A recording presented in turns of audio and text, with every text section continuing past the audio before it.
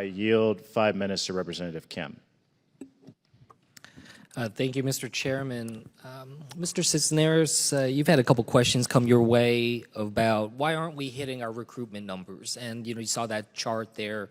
They had a really steep cliff in 2020. Can you elucidate to us what might have been happening in the year 2020 that would have hurt our recruitment in this country? Well, I would tell you what hurt the recruitment was the pandemic that was going on. Recruiters didn't have access to high schools where they could go in and talk with individuals, and they will tell you personally that direct access, one-on-one contact is crucial to recruiting people into the military. Thank you. Thank you. It's so important that we have this context because I've been listening to this whole hearing, and it just kind of boggles my mind, honestly, in terms of how we're trying to make what seems like mountains out of molehills here. I mean, it just really feels like we're trying to say that the entirety of the recruitment problem that we're facing is because of DEI. And that's just, manipulation of data, manipulation of, and frankly, misunderstandings that are being pushed out to the American people about this. Another aspect about it is this conversation makes it sound like that's all we do, that the only training that we're providing to people is DEI. So I guess I just wanted to ask each and every one of you, if you have concerns that we are doing this too much, if this is taking away or coming at the expense of other types of training. So Dr. Schaefer, why don't we start with you? Absolutely not. Mr. Parker? Absolutely not. I have no concerns. Mr. Wagner? Definitely not, and I'd echo the remarks before this subcommittee of the Chief Master Sergeant of the Air Force a couple weeks ago, where she expressed concern that what is hurting our recruiting is characterizing the military as not focused on war fighting and not focused on readiness. Yeah. No, thank you for that context. That was a very powerful testimony just the other week.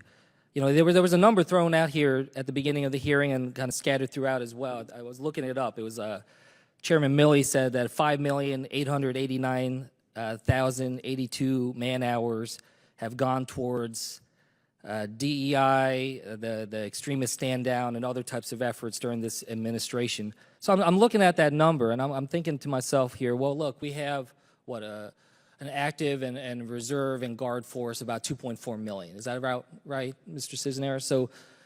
So we're going to take that number there. Let's divide it by the number of people that we have to just get a sense of how much time are people being asked to be able to spend on DEI.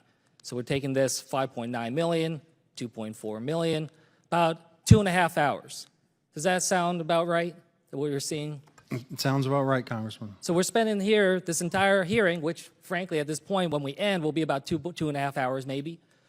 This is what we're talking about. Just the context I want people to understand is that we're talking about something that is good for us to do, to embrace our diversity, to recognize that some people want us to make sure that we're listening to them, that we see them.